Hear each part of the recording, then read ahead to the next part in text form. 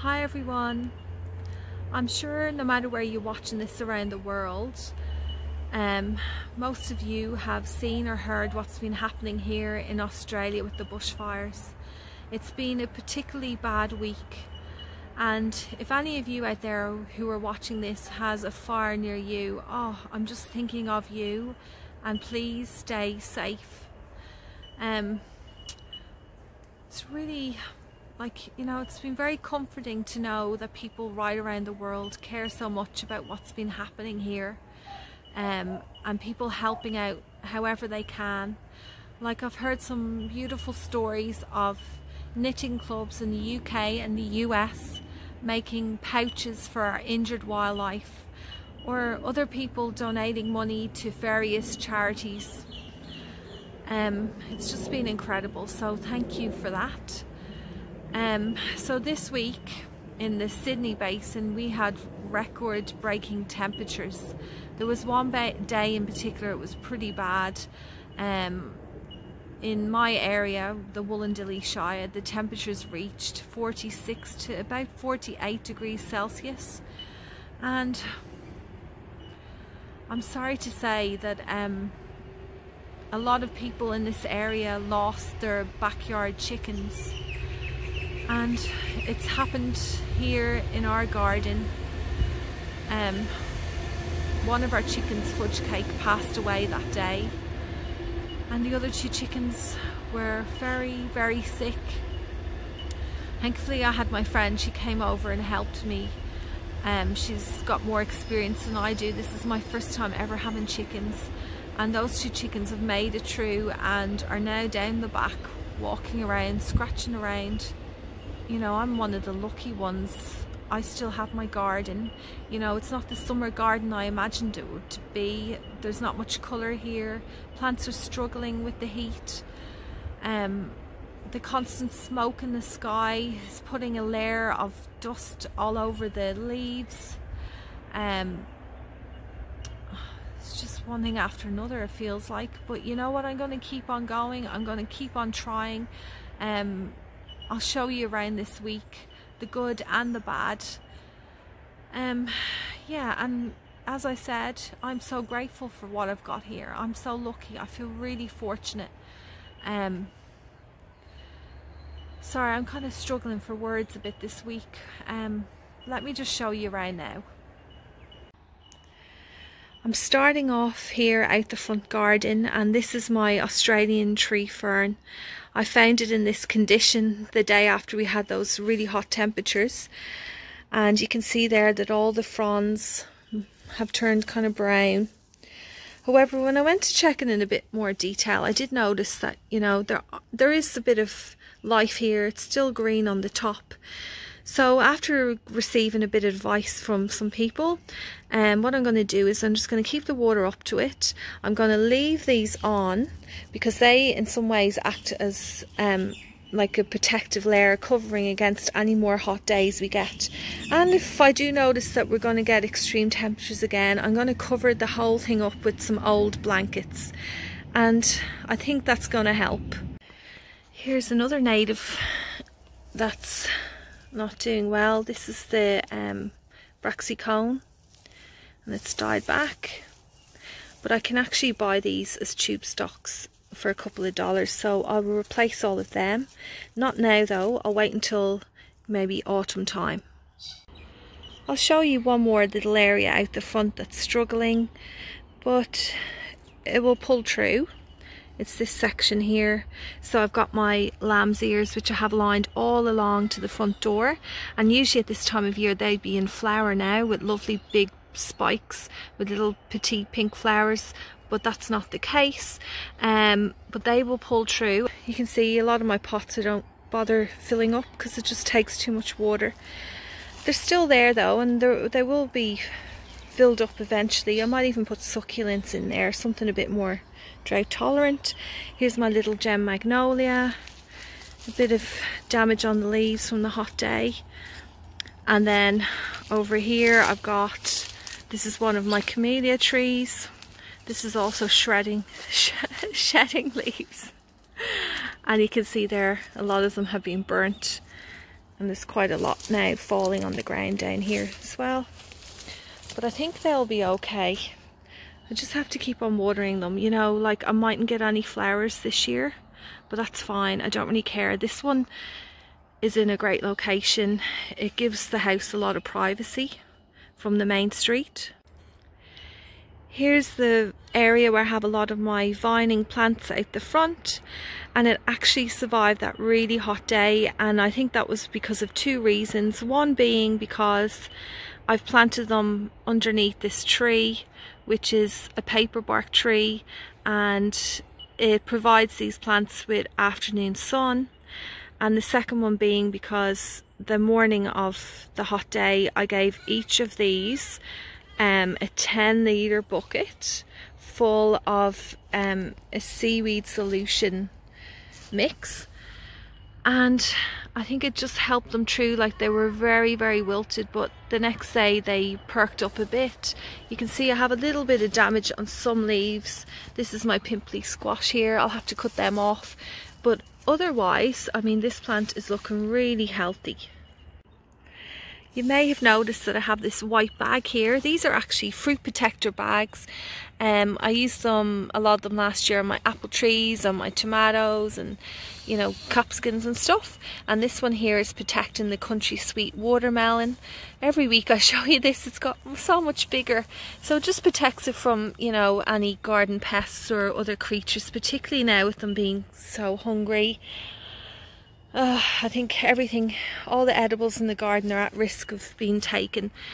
And then here I have this, which is the Sapa rock melon, and they are doing well as well. There's two there, and yeah, I don't have any set yet on my Futsu, but I do on my Queensland Blue, which is kind of moved up here. And there's one set on the vine, and you can see the leaves on these. This one, absolutely huge. Look at that, it's massive. For those of you who are new to gardening, I do want to just show you how I do water these plants. You can see there's so many more leaves there off the tree. They're just like falling off. It's like autumn time. And it's not just here in my garden, it's all around my town. Like, look at them, they're just everywhere. I did learn this week that this isn't necessarily a really bad thing. This tree is just trying to shed its leaves to reserve energy. It's kind of gone into survival mode. So it's not necessarily the end of it. Okay, so here's my Kajari melon. Showed you that last week. And then if we come over here to this side, it's just so weird feeling leaves crunch under your feet in the middle of summer. Anyway, this is my Delicata, and I just want to show you how I water this. So what I do is each day I give each plant 5 litres of water, and I give it like a slow drip. I go right down where the base of the plant is, and I just give it a little trickle of water. If I was to pour the whole 5 litres on immediately, most of it would just run off. But doing this little slow trickle of water onto the base of the plant, it just really helps it make the most of every single drop I'm giving it, and making sure that every drop is well absorbed. So I'll do that, and you can see doing this is quite time consuming. But I think it's well worth it when you see all of these edibles growing. Okay, so I'm going to head out the back garden, and you can see there, that's the corn I showed you a few weeks ago. It's grown quite a lot. It's looking promising. I mean, I do have a bit of damage to some of the upper leaves after that hot day, but I think in general it's looking pretty promising. So this here is my fort where I had some beans growing up it. Look, a lot of them didn't pass a couple of inches in height. They've gone now, they've been eaten, but I have re-sown more seeds. There's still plenty of time, and I'm just crossing my fingers that they survive and grow up this and create this lovely little enclosure for my kids to play in. And the other thing about this area is every year since they were little, I also put in lots of sunflowers around here, and unfortunately this year it's just not a good year for sunflowers. I know I can do it, I know I can grow them, but it's just the conditions we're having with the constant smoke, and then, you know, not really being able to give this earth a proper soaking, and I'm getting a lot of this scorched leaves. These ones have died off, and if they pass even this stage, I get the cockatoos coming in and eating them as well. So I'm just gonna have to let that go for this year. I might sow some more seeds, but you know, I have come to terms that I'm not going to have a whole load of them. But look what else is happening. Remember I said I sowed some of the more beans? I'm starting to get germination now, all in here. So with the sunflower fort not being here, my kids have been disappointed. I've done it every year since they were little, and you know, I tried, but it just hasn't happened this year. And in some ways it's a good visualization, if that's a word, of what's happening here with the drought and how things have been a bit more difficult. Like even the beans, like, oh, I didn't have this problem last year, or not as bad as this. You know, the slugs and snails were kept under control by about 2 blue-tongued lizards that used to live in our garden. They were been in our garden for years, but I just haven't seen them this year. And it's probably because maybe, I don't know, I'm just kind of guessing here, but there hasn't been much you know, sources of water for them. I tend not to keep water really on the ground because I worry that it will attract snakes, and I don't want to take that risk with my kids. Yeah, I don't know, we just keep on going. It's good to observe what's happening here, and you know, it's made me think about how I can change things to improve my garden. Down over here where the raised beds are, everything's looking pretty good actually. I've tied up some more of my tomatoes, and look, I have some bright lights. Cosmos flowering. There's a pretty yellow one, and with that little bit of rain that we got, it actually ended up dropping coating of this all over my plants, and you can see it there over this corn leaf. So I mean, I'm just going to have to wait and see how this will affect the plants. Hopefully they'll still be able to photosynthesize, you know, like breed and stay nice and healthy. You come around this way, while some plants are struggling a bit, like my gladioli here, I do have others that are just looking so beautiful at the moment. And it's this little section over here, which is my Italian white sunflower. And you can see it's got lots of beautiful little flowers on it at the moment.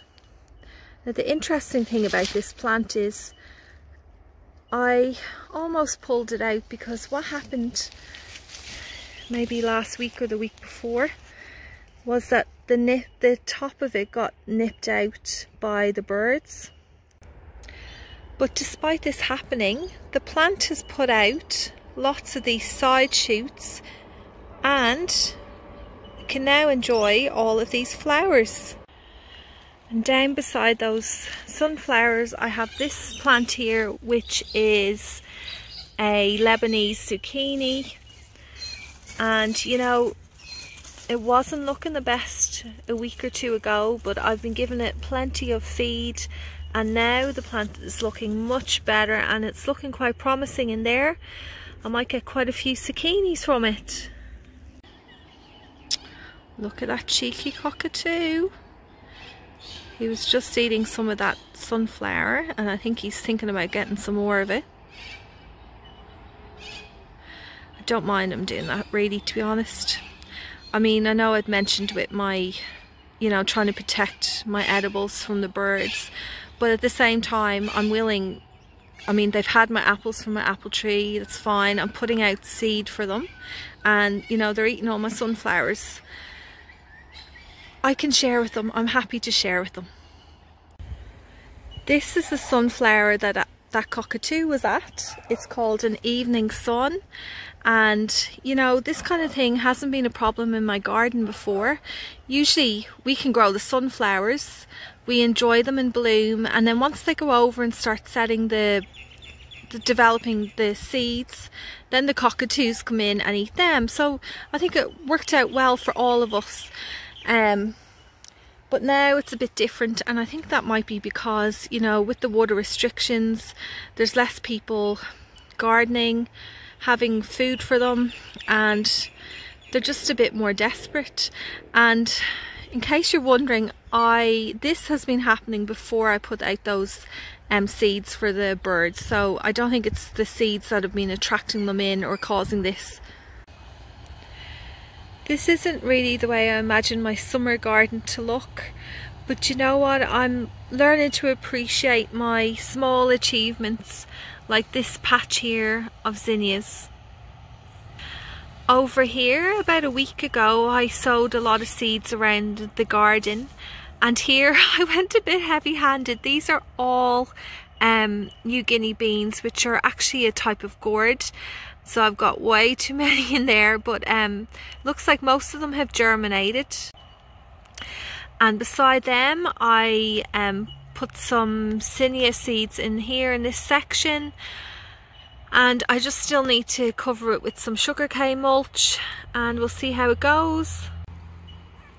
Speaking of zinnias, I did notice that I have a lot of them popping up here. You can see a couple there, and some more over here as well, and I'm actually going to leave them there. They've self-seeded, and I'm going to leave them and see how they grow. And another area that I went a bit crazy on the seeds was over here. I put in some pickling cucumbers in there, and then over here I have some Armenian striped cucumbers. I know I was very heavy-handed sowing these cucumber seeds. This is something I wouldn't normally do. You know, I'd put like 3 or 4 in the area, but oh, I don't know how many's in here. I was just getting so frustrated last week with the garden, and I just went a bit mad, and I went inside. I grabbed lots of cucumber seeds and bean seeds and some zinnias and other stuff. I can't even remember. And I came out here and I sowed them everywhere that my seedlings have died, or you know, other ones are struggling. I was just like, nah, this is just gonna happen. And you know what, this patch certainly did. Look at all those cucumbers. I don't know, I guess I was kind of thinking, you know, I'll sow enough for the snails and the slugs and the birds, and then hopefully I'll get maybe 1 or 2 of them. But if these all survive here, I might transplant some of them elsewhere in the garden and give some away as well. I made a very exciting discovery over here behind my lime tree, and past these eggplants. A couple more eggplants in there. You see, there's some more of that. Can you see all the dust all over the leaves? Ugh. Anyway, there's some eggplants. But around here, what I want to show you, last year I had some cucamelons growing up along this fence, and I didn't think the plants were coming back, but they are now. Look at this, I've got 3 here. This is like so exciting. I'm absolutely delighted that I have these. Here's where I have a few dahlias. They got a bit damaged by that the hot day. You can see some of the leaves here, but I think overall they are going to be fine. But this is also a lesson learnt. I really need to have a think about my dahlias. I've got them all around the garden. I think I'm going to try and put them in one central location from now on, and create like some kind of structure around them so that I can throw over a shade cloth on those really hot days. Okay, and over here my Delicata pumpkin plant. Ugh, I think I'll have to pull that one out. Like, what is this? It's just, no, that's just not any good. I'm gonna have to pull that out. But I do have another cucumber plant here that's like a lemon cucumber, cross between that and another one. I got the seeds off my friend. I've got this pumpkin here from France. I'll put the name up on the screen. And here's a little quick look at my magnolia tree. Most of the leaves on it now are brown. I have been giving it water. Just gonna have to see what happens with it and try my best. Well, there you go. The bad, the good and the ugly. I gave you a bit of everything this week. I hope you enjoyed this week's garden tour, and thank you. Stay safe, and I'll see you all again next Friday.